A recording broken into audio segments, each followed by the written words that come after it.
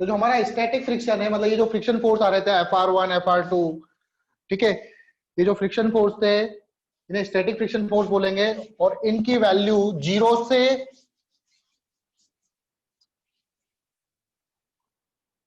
से तो बड़ी होती है, ठीक है, जीरो के इक्वल या जीरो से बड़ी। स्टैटिक फ्रिक्शन की वैल्यू जो होगी वो जीरो से बड़ी और सॉरी जीरो नहीं हो सकती, जीरो से बड़ी और मैक्सिमम कितनी हो सकती है आपकी लिमिटिंग फ्रिक्शन के बराबर। FRS का मतलब है स्टैटिक फ्रिक्शन। तो स्टैटिक फ्रिक्शन जो होगा वो जीरो से तो बड़ा होगा, लेकिन लिमिटिंग फ्रिक्शन के इक्वल या हमेशा लेस देन होगा, कभी लिमिटिंग फ्रिक्शन से ज्यादा नहीं हो सकता। कौन? स्टैटिक फ्रिक्शन कभी भी लिमिटिंग फ्रिक्शन से ज्यादा नहीं हो सकता, ठीक है। अब 3 फोर्स लगा दिया मैंने, अब इसने फोर्स को और बढ़ाया। फोर्थ केस में क्या करा इसने, फोर्स को और बढ़ाया, अब F4 फोर्स लगा रहा है, और बॉडी इस केस में क्या कर रही है, अब मूव करेगी।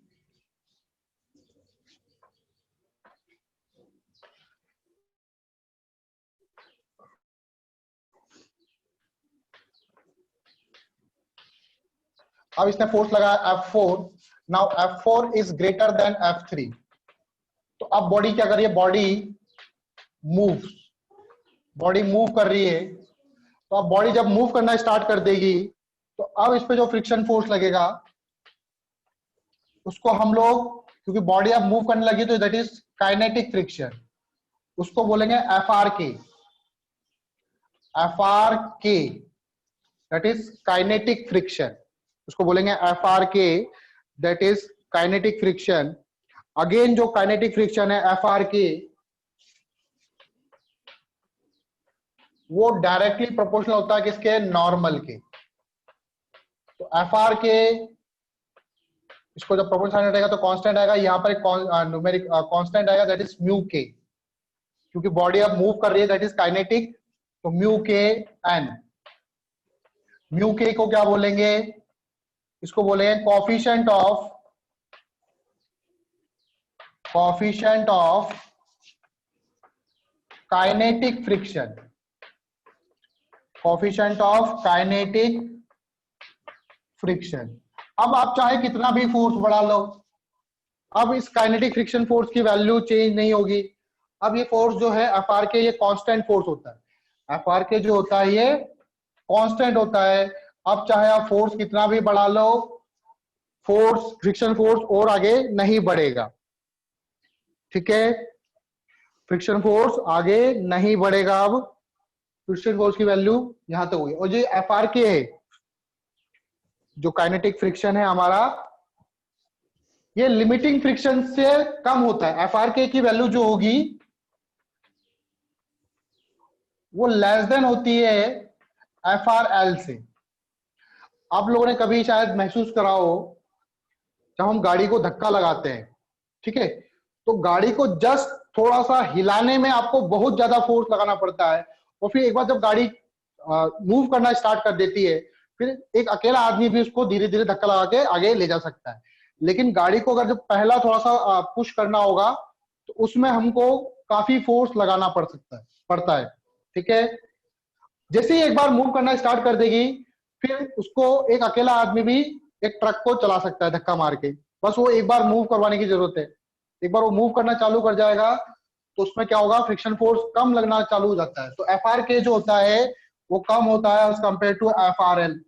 बस आपको एक बार हिलाना है उसको, एक बार वो मूव कर गया, उसके बाद आपको फोर्स कम लगाना पड़ेगा, क्योंकि अब क्या हो रहा है, फ्रिक्शन फोर्स कम लगा। तो FRK जो है वो FRL से कम है। FRK की वैल्यू होती है म्यू के एन, और FRL की वैल्यू होती है म्यू एस एन। एन से एन कट जाएगा, तो म्यू के जो होगा वो स्मॉलर देन आता है किससे, म्यू एस से। तो कोफिशिएंट ऑफ काइनेटिक फ्रिक्शन की वैल्यू कम होती है कोफिशिएंट ऑफ स्टैटिक फ्रिक्शन से, ठीक है। इस चीज को याद रखना, आप नोट कर लो इसको। म्यू के की वैल्यू जो होती है वो static coefficient of static friction से कम होती है, ठीक है। अच्छा, क्या म्यू की जो मैक्सिमम वैल्यू हो सकती है वो 1 हो सकती है, लेकिन कहीं कहीं केस में म्यू की वैल्यू 1 से भी ज्यादा होती है।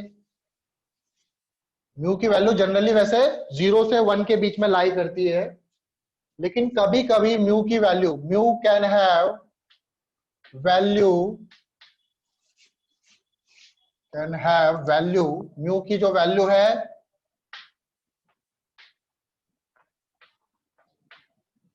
वो कभी कभी मोर देन 1 भी हो जाती है। 1 कब होगी? जब हम किसी चीज बॉडी को चिपकाते, ग्लू लगा के आपने चिपका दिया, ठीक है, तो उस केस में क्या होगा, ग्लू जो उनके बीच में जो ग्लू है वो उसको क्या करे, अट्रैक्ट, चिपकाने की कोशिश कर रहा है, तो उस केस में जो म्यू की वैल्यू होगी वो 1 से भी ज्यादा होगी। ठीक है, उस केस में म्यू की वैल्यू क्या होगी, 1 से भी ज्यादा होगी। अब देखो इसका ग्राफ, पहले तो ये बताओ यहां तक आपको क्लियर है? ठीक है, तो एडेसिव जो मटेरियल होते हैं उनके लिए म्यू की वैल्यू 1 से ज्यादा होती है। अब हम ग्राफ बनाएंगे किसके बीच में, फ्रिक्शन फोर्स के बीच में और अप्लाइड फोर्स के बीच में। हाँ बेटा, सर इसको ऐसे भी तो लिख सकते हैं, mu can have value more than when the surface is sticky. हाँ लिख सकते हो आप, लिख लो, mu can have value more than 1 when surfaces are adhesive in nature, when surfaces are adhesive in nature, एक दूसरे को चिपकाने वाले, पकड़ने वाले नेचर के हो, तो उस केस में म्यू की वैल्यू 1 से भी ज्यादा हो सकती है। अब हम ग्राफ बनाएंगे किसके बीच में, graph between applied force and FR, friction force के बीच में ग्राफ बनाएंगे। तो देखो ग्राफ इधर ले लेता हूं मैं फ्रिक्शन फोर्स और इधर ले लेता हूं मैं अप्लाइड फोर्स। तो जब मैंने फोर्स लगाया F1 फोर्स लगाया तो Fr की वैल्यू क्या आई थी, Fr की वैल्यू भी सेम आई थी। Yes sir. तो इधर आएगा कुछ, ये कितना हो गया, Fr1, Fr1 और F1 दोनों इक्वल है। फिर मैंने फोर्स लगाया F2, तो अगेन क्या हुआ, फोर्स Fr2 जो होगा वो F2 के बराबर आएगा। तो इन दोनों को मिलाते हुए ऐसे लाइन खींचूंगा मैं यूं करके, तो आप देखोगे यहाँ पर जो एंगल बनेगा वो 45 बनेगा। बनेगा नहीं बनेगा, क्योंकि जितना हॉरिजॉन्टल है उतना ही वर्टिकल है। Yes sir. वर्टिकल में वैल्यू उतनी है, तो यहाँ पर परपेंडिकुलर अपन बेस करोगे आप तो 1 आएगा, tan थीटा इक्वल टू क्या आएगा, 1 आएगा, और थीटा की वैल्यू क्या होगी 45। तो ग्राफ जो है इस तरह से स्ट्रेट जाएगा। कब तक स्ट्रेट जाएगा, जब हम लोग ने फोर्स लगाया F3 आपकी क्या थी, मैक्सिमम वैल्यू थी। तो यहां पर जो फोर्स लिखेंगे, अब क्या लिखेंगे यहाँ पे हम लोग, limiting friction, that is FRL, ये मैक्सिमम स्टैटिक फ्रिक्शन है, दैट इज FRL। फिर इसके बाद और फर्दर अगर फोर्स बढ़ाओगे आप, F4 कर दोगे, तो अब क्या होगा, अब फ्रिक्शन फोर्स FRL से कम लगेगा। तो अब ग्राफ क्या है, थोड़ा सा नीचे झुक जाएगा, और नीचे झुकने के बाद ये क्या होगा, कांस्टेंट जाएगा इस तरह से। अब फोर्सेस आपको आप कितने भी बढ़ा लो, फोर्सेस को कितना भी बढ़ा लो, अब यहाँ पे F4 लिख दो आप चाहो तो, ठीक है, ये आपका FRL हो गया, और ये आपका क्या हो जाएगा यहाँ पे FRK, नीचे वाला जो है वो FRK और ऊपर वाला जो है दैट इज FRL। अब आप फोर्सेस को बढ़ाते जाओ, कोई दिक्कत नहीं है, फ्रिक्शन फोर्स आपका कांस्टेंट ही रहेगा। ठीक है, एक बार बॉडी मूव करना स्टार्ट कर जाती है तो उसके बाद फोर्स आपका कांस्टेंट ही हो रहता है। तो हम लोग बोल सकते हैं कि FRK does not depend on applied force, वो अप्लाइड फोर्स पे डिपेंड नहीं करता है। FRK जो है वो अप्लाइड फोर्स पे डिपेंड नहीं करता है। ठीक है, लेकिन स्टैटिक फ्रिक्शन जो है वो अप्लाइड फोर्स पे डिपेंड करते हैं, वो अपने आप को इस तरह से एडजस्ट कर लेते हैं कि वो एक्सटर्नल फोर्स के बराबर रहे। आई बात समझ में, ग्राफ समझ में आया आप लोगों को? फिर आगे और फोर्स बढ़ाते जाओ, कोई दिक्कत नहीं है, फ्रिक्शन फोर्स आपका कांस्टेंट ही लगता जाएगा। ये नीचे क्यों गया? क्योंकि एफ आर के जो होता है, बॉडी मूव करने के बाद फ्रिक्शन फोर्स की वैल्यू थोड़ी सी कम हो जाती है। चलो, आया समझ में? तो फ्रिक्शन लिमिट क्यों लिखते हैं? हाँ, फ्रिक्शन लिमिट क्यों लिखते हैं? एफ आर एल, ये मैक्सिमम है ना बेटा, लिमिट हो गई, यहाँ पे खत्म हो गया। ये कौन खत्म हो गया?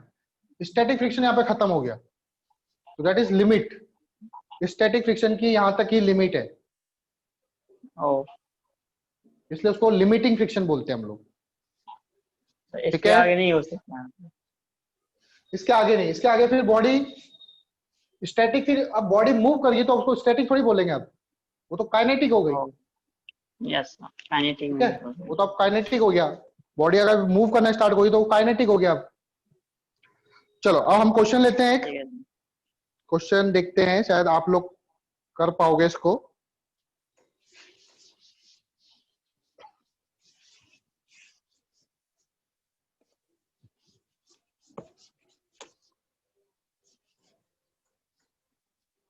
तो क्वेश्चन है, एक ब्लॉक ले लिया मैंने जिसका मास है 20 kg और इस पे फोर्स लगा रहे हैं हम लोग 60 न्यूटन। ये जो सरफेस है दोनों के बीच में, इस सरफेस का म्यू एस और म्यू के हमको गिवन है। म्यू एस हमको गिवन है इसका 0.2 और म्यू के हमें गिवन है 0.4। 0.4 और म्यू के हमको गिवन है 0.2। Find friction force on block. Find friction force on block. चलो ये क्वेश्चन करके बताओ। फॉर्मूला याद है ना? देखो, म्यू एस की वैल्यू दे रखी है 0.4, तो इस पे मैक्सिमम लिमिटिंग फ्रिक्शन कितना आ सकता है? एफ आर एल की वैल्यू होगी mu s into N. N equal to क्या होता है? M G. N equal to क्या होता है? M G. म्यू एस की वैल्यू कितनी है? 0.4। एम कितना है? 20। जी कितना लेंगे हम लोग? 10 लेंगे। 10 इंटू 0.4 4 हो गया। 4 इंटू 20 80। तो इस ब्लॉक को मूव करवाने के लिए आपको 80 न्यूटन से ज्यादा फोर्स लगाना पड़ेगा, तभी ब्लॉक मूव करेगा। हम फोर्स कितना लगा रहे हैं? 60 न्यूटन ही फोर्स लगा रहे हैं। ठीक है, तो 60 न्यूटन फोर्स पर ये ब्लॉक तो मूव नहीं करेगा। Since block does not move, block move नहीं करेगा, एक्सीलरेशन ऑफ ब्लॉक क्या होगा? 0। Therefore फ्रिक्शन फोर्स आएगा 60 न्यूटन ही फोर्स होगा। फोर्स कितना होगा? 60 न्यूटन ही फोर्स होगा, क्योंकि ब्लॉक मूव नहीं कर रहा है तो फ्रिक्शन फोर्स की वैल्यू 60 न्यूटन ही होगी। आया समझ में? ठीक है, आप लोगों को क्या बताना है? ब्लॉक मूव भी कर रहा है मान लो, चलो मैं निकाल के बताता हूं आप लोगों को।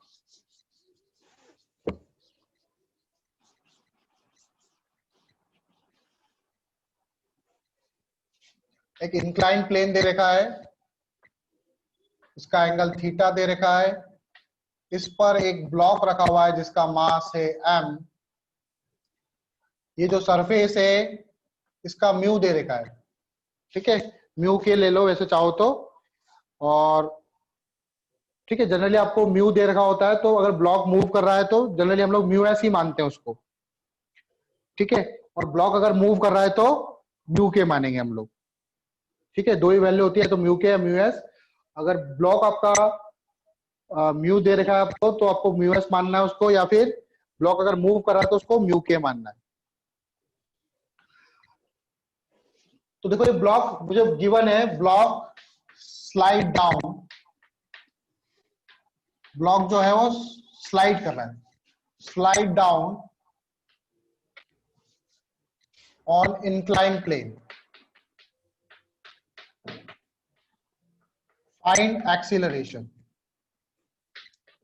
फाइंड एक्सीलरेशन ऑफ ब्लॉक, कितने एक्सीलरेशन से वो नीचे आ रहा है वो फाइंड करना है मुझे।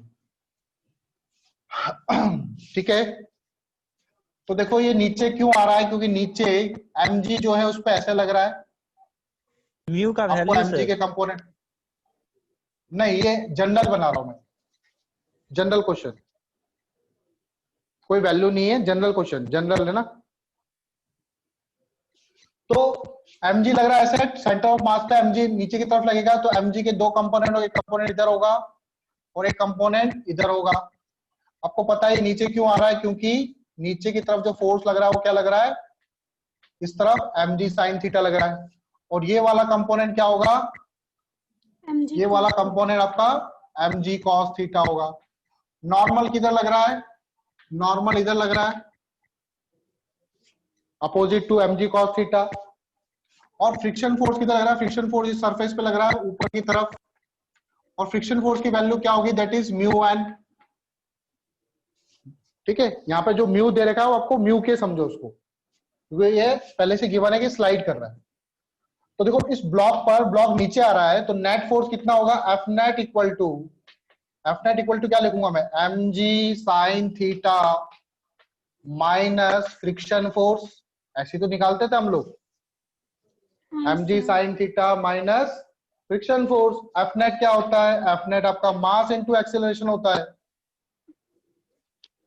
mg sin theta, F R क्या है हमारा, म्यू एन है, और एन इस बार एन की वैल्यू कितनी होगी, एन कितना होगा इस बार, mg cos थीटा। एन किसके बराबर होगा, mg cos theta, N mg के बराबर मत लिख देना, तो M A equal to mg sin theta minus mu mg cos theta. ठीक है, एन जो है वो mg cos थीटा के बराबर होगा इस बार, क्योंकि नॉर्मल ऐसे लग रहा है, तो इस बार नॉर्मल की वैल्यू चेंज हो जाएगी, नॉर्मल अब mg cos थीटा होगा। देखो ये m, इसके पास भी m, इसके पास भी m, तीनों m कैंसिल हो गए, तो एक्सीलरेशन इक्वल टू क्या हो जाएगा, दोनों में कॉमन क्या है, g, तो g बाहर आ जाएगा sin theta minus mu G नहीं, म्यू cos थीटा। तो this is the acceleration of block. Net force बोलेंगे तो उसको मास से मल्टीप्लाई कर दो, आंसर आ जाएगा। आया समझ में आप लोगों को? Yes sir. अगला क्वेश्चन है इसी पे बेस्ड, सब चीजें सेम दे रखी है, लेकिन इस बार ब्लॉक आपका मूव नहीं कर रहा है।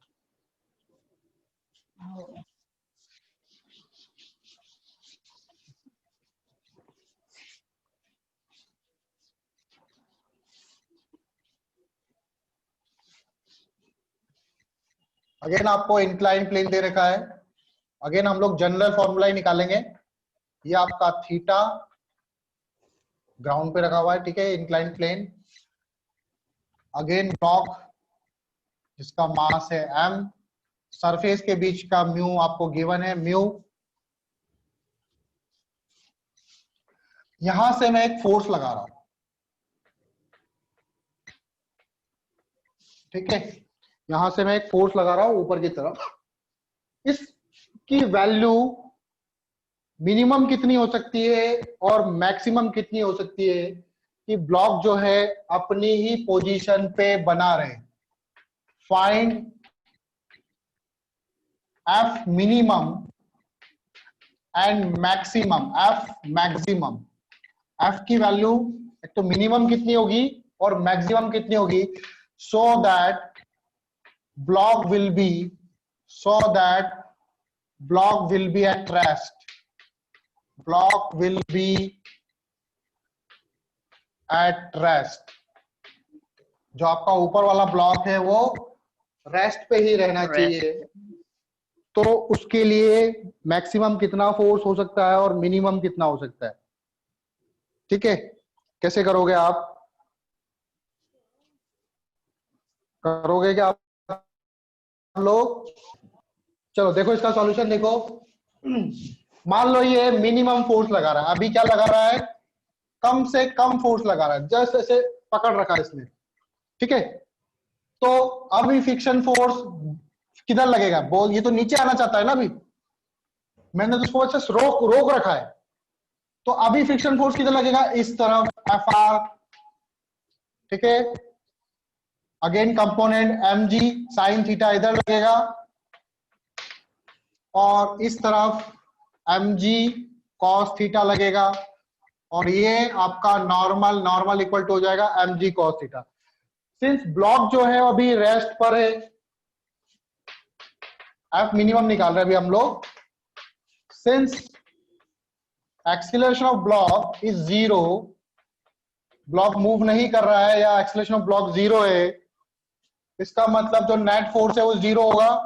नॉर्मल तो बैलेंस हो गया म्यू mg cos थीटा से, बाकी ये एफ मिनिमम, देखो डायरेक्शन चेंज करो, एफ मिनिमम इस तरफ, फ्रिक्शन भी इस तरफ, तो F minimum plus friction force ये बराबर होगा किसके? mg sin थीटा के। किसके बराबर होगा? mg sin थीटा के। तो हमें क्या निकालना है? एफ मिनिमम निकालना है। तो एफ मिनिमम इक्वल टू क्या हो जाएगा? mg sin theta minus F R, और एफ आर क्या होता है? म्यू एन, और एन कितना है? mg cos theta. तो मैं डायरेक्ट लिख रहा हूं, mg कॉमन आ जाएगा, sin theta minus mu cos theta, ये आपका हो जाएगा एफ मिनिमम। ये मिनिमम वैल्यू होगी, समझ में आया? मिनिमम वैल्यू, ये आपकी मिनिमम वैल्यू होगी। अब देखो मैक्सिमम वैल्यू के लिए क्या करेंगे?